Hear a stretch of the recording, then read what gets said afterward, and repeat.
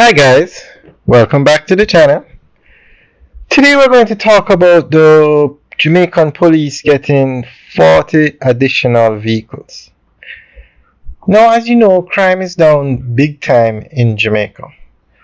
Police stations are being built, over 40 police stations have been refurbished, 5 new police stations built, and the government is spending over 40 billion Jamaican dollars on the Jamaica Constabulary Force, which is a Jamaican police force.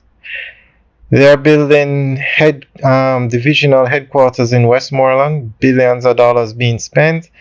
St. Catherine North is getting one, another $1 billion project. They're building a command center, they're building an autopsy suite.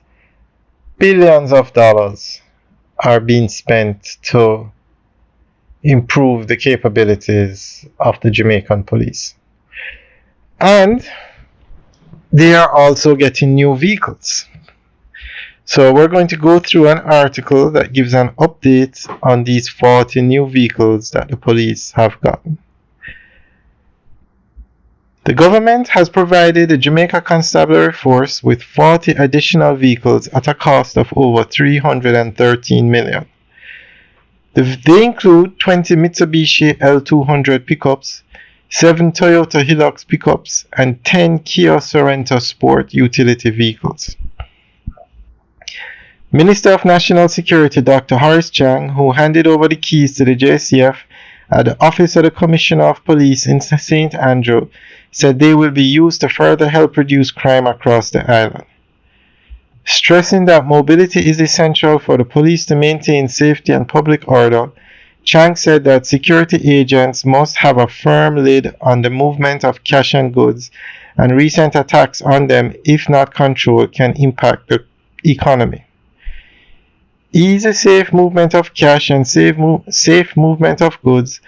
Unless that can be conducted without fear, the economy will be pressured, and if we don't control safety and public order, the economy will be strangled. Hence the government's commitment to provide the police with the required tools and facilities, the minister added. Chang said the addition of the new vehicles will enable the officers to respond more swiftly and effectively to incidents and improve public safety and security.